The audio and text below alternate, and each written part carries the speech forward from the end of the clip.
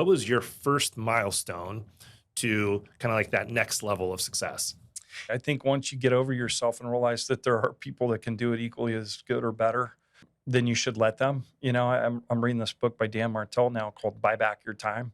And it's the same principle, like what's your time worth? And so many times we hire people to go grow the business as opposed to buy back our time and then choose how to go spend the time. But when you start to figure that out, I don't know, Dino, I think so many times in our industry, just like the consumer is focused on what's your rate, I think so many times on the origination side, it's like, what's your split?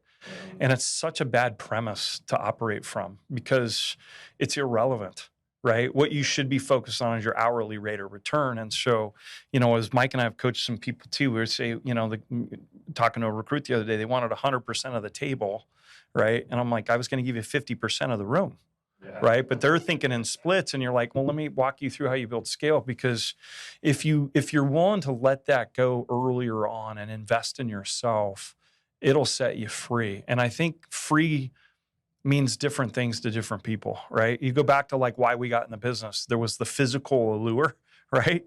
Of money, and it looked like, oh, you could set your own schedule and stuff. But as you've known and I've known, like if you're not careful and you're a driven individual and you're good at what you do, you can go build something that you become a slave to in the process.